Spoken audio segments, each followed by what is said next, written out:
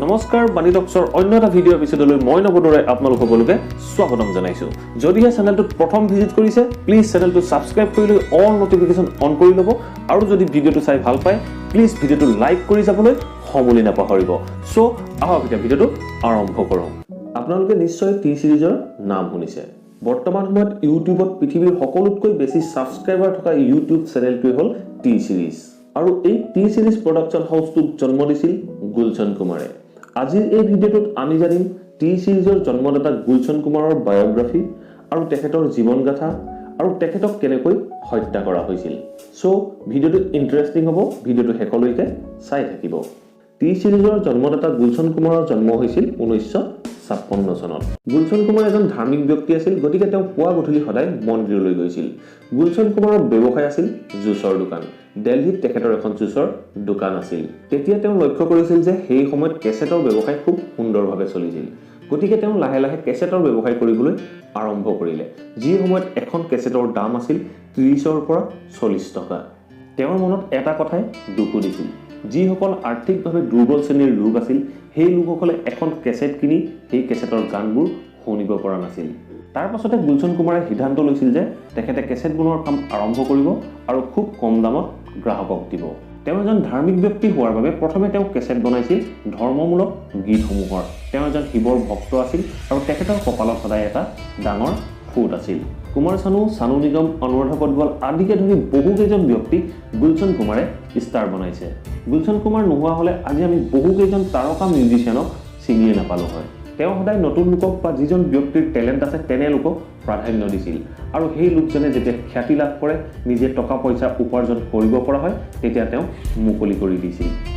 এইদৰেই বহুতো ডাঙৰ ডাঙৰ মিউজিচিয়ানৰ কেৰিয়াৰ আৰম্ভ হৈছিল গুলশন কুমাৰৰ টি সিৰিজ প্ৰডাকচন হাউচটোৰ পৰা।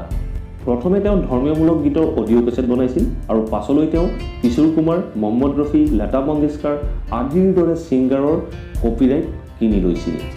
আৰু এই গীতবোৰ তেওঁ নতুন নতুন ছিংগাৰ যেনে কুমাৰ চানু, চানু নিগম আদিৰ দৰে ছিংগাৰৰ হতুৱাই গোৱাবলৈ ল'লে আৰু গীতবোৰ শুনি সকলোৱে ভাল পালে।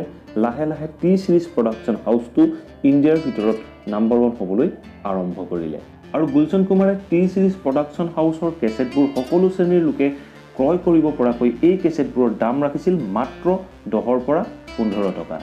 গুলশন কুমাৰে যেতিয়া এই কেছেটবোৰ ডিষ্ট্ৰিবিউটক দিছিল, তেতিয়া গুলশন কুমাৰে ডিষ্ট্ৰিবিউটক কৈছিল যে কেছেটবোৰত যদি কিবা ডিফেক্ট ওলায়, কেছেটবোৰ যদি কিবা বেয়া হয়, তেতিয়া কেছেটবোৰ সম্পূৰ্ণৰূপে গুলশন কুমাৰৰ ওচৰত উভতাই দিব পাৰিব। এনেদৰেই জন্ম হৈছিল পৃথিৱীৰ এক বিশাল মিউজিক প্ৰডাকচন হাউচ টি সিৰিজৰ। এনেদৰেই টি সিৰিজ প্ৰডাকচন হাউচটোৰ কাম খুব সুন্দৰভাৱে চলি আছিল। সেই সময়লৈকেহে চলিছিল যি সময়লৈকে আণ্ডাৰৱৰ্ল্ডৰ চকু টি সিৰিজ কোম্পানীৰ ওপৰত পৰা নাছিল। প্ৰথমে গুলশন কুমাৰলৈ আবু চালেমৰ পৰা থ্ৰেড আহে। আবু চালেমে গুলশন কুমাৰক 10 কোটি টকাৰ ডিমাণ্ড দিছিল আৰু গুলশন কুমাৰেও আবু চালেমক সেই 10 কোটি টকা দি দিয়ে। আৰু ঠিক সেই সময়তে মিউজিক ডাইৰেক্টৰ নদীম চাবনে এটা এলবাম বনাইছিল। এলবামটোৰ নাম আছিল হাই জিন্দেগী। আৰু এই এলবামটি ছুপাৰ ফ্লপ হোৱাৰ পাছত নদীম চাবনে টি সিৰিজৰ অনাৰ গুলশন কুমাৰক লগ ধৰিছিল আৰু গুলশন কুমাৰক কৈছিল যে গুলশন কুমাৰে নদীম চাবনক প্ৰমোট কৰিব লাগে। কিন্তু গুলশন কুমাৰে নদীম চাবনৰ এই কথাত অমান্তি হৈছিল। কাৰণ আছিল যে নদীম চাবন এজন এষ্টাব্লিছ মিউজিক ডাইৰেক্টৰ আছিল, গতিকে তেওঁক প্ৰমোট কৰাৰ কোনো প্ৰয়োজন নাছিল। গুলশন কুমাৰে সদায় বিচাৰিছিল নতুন যুৱক বা নতুন টেলেণ্টক তেওঁ প্ৰমোট কৰক। ঠিক ইয়াৰ কিছুদিনৰ পাছতে গুলশন কুমাৰলৈ পুনৰ ফোন আহে আবু চালেমৰ পৰা। আবু চালেমে পুনৰ তেখেতক পইচাৰ ডিমাণ্ড দিয়ে। তেতিয়া গুলশন কুমাৰে আবু চালেমক কৈছিল যে মইতো তোমাক পইচা দিলোৱেই। তেতিয়া আবু চালেমে গুলশন কুমাৰক কৈছিল যে এইটো হ'ল ছেকেণ্ড কিস্তি। আৰু আবু চালেমে সেই ফোন কলটোত এই কথাটো উল্লেখ কৰিছিলে যে তুমি নদীম চাবনৰ গানবোৰ কিয় প্ৰমোট কৰা নাই, তুমি নদীম চাবনকো টি সিৰিজ কোম্পানীৰ থ্ৰুৱেদি প্ৰমোট কৰাৰ কাম আৰম্ভ কৰা। খুব হতাশাত থাকিবলৈ ল'লে, কাৰণ তেওঁ কাকো এই কথাবোৰ ক'ব পৰা নাছিল আৰু পুলিচত ৰিপৰ্ট কৰিবলৈও তেওঁ ভয় খাইছিল। গুলশন কুমাৰে তেতিয়া সিদ্ধান্ত লৈছিল যে যি হয় দেখা যাব। তেওঁ কোনোপধ্যেই আবু চালেমক আৰু পইচা নিদিয়ে। 12 আগষ্ট 1997 চনৰ পুৱা 10 বজাত গুলশন কুমাৰ মন্দিৰলৈ বুলি ওলাই গৈছিল। তেওঁ মন্দিৰত গৈ দেখে 3জন যুৱক ৰখি আছে। তাৰে এজন যুৱক তেওঁৰ ফালে আগুৱাই আহে আৰু তেওঁক কয়, জীৱনত পূজা বহুত কৰিলি, এতিয়া স্বৰ্গত গৈ পূজা কৰ বুলি কৈ তেখেতক গুলি কৰে। প্ৰথম গুলিটো তেখেতৰ মূৰত লাগে। তেতিয়া গুলশন কুমাৰে তেওঁৰ জীৱনৰ ভিক্ষা বিচাৰে, যদিও তেখেতক 16টাকৈ গুলি মৰা হ'ল আৰু থিতাতে গুলশন কুমাৰ নিহত হৈছিল। গুলশান কুমাৰৰ এই ঘটনাটোৰ পাছত প্ৰথমবাৰৰ বাবে বলিউডৰ তাৰকা বা বলিউডৰ প্ৰডিউচাৰ বা বলিউডৰ ডাইৰেক্টৰসকলৰ মাজত হাহাকাৰৰ সৃষ্টি হৈছিল। টিপছ প্ৰডাকশ্যন হাউচৰ মেনেজাৰ ৰমেশ দেৰানীক এৰেষ্ট কৰা হৈছিল যদিও তেখেতৰ বিৰুদ্ধে কোনো উপযুক্ত প্ৰমাণ নোহোৱাৰ বাবে তেখেতক মুক্তি কৰি দিয়া হ'ল। আৰু ৰমেশ দেৰানীয়ে পুলিচৰ আগত উল্লেখ কৰিছিল যে নদীম চাবনে 25 লাখ টকা দিছিল গুলশান কুমাৰক হত্যা কৰিবৰ বাবে। এই নদীম চাবন সেইজনেই নদীম যিজন নদীম চাবনক গুলশান কুমাৰে তাৰকাৰূপে খ্যাতি দিছিল।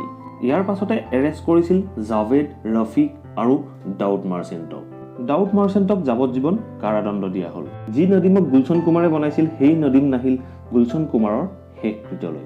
সেই সময়ত নদীম আছিল লণ্ডনত আৰু নদীমে কৈছে যে তেখেতৰ পত্নীৰ চিকিৎসাৰ বাবে তেখেত লণ্ডনৰ পৰা ভাৰতলৈ আহিব পৰা নাছিল।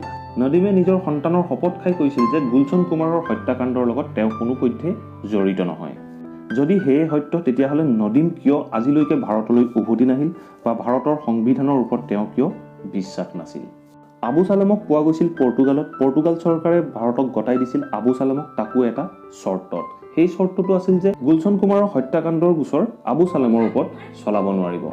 বৰ্তমান সময়ত আবু চালেমৰ ওপৰত চলা প্ৰধান গোচৰটো হ'ল 1993 মুম্বাই ব্লাষ্ট আৰু আবু চালেমকো যাৱজ্জীৱন কাৰাদণ্ডৰে দণ্ডিত কৰা হ'ল। আশা কৰোঁ আপোনালোকে ইনফৰমেশ্যনখিনি ভাল পালে। যদি ভাল পালে প্লিজ ভিডিঅ'টো লাইক কৰিব, শ্বেয়াৰ কৰিব আৰু কমেণ্ট কৰি মোক জনাব আপোনালোকে ভিডিঅ'টো চাই কেনে পালে। আৰু যদি চেনেলটো ছাবস্ক্ৰাইব কৰা নাই প্লিজ ছাবস্ক্ৰাইব কৰি লৈ অল নটিফিকেশ্যন অন কৰি ল'ব। থেংক ইউ ফৰ ৱাচিং দিছ ভিডিঅ'।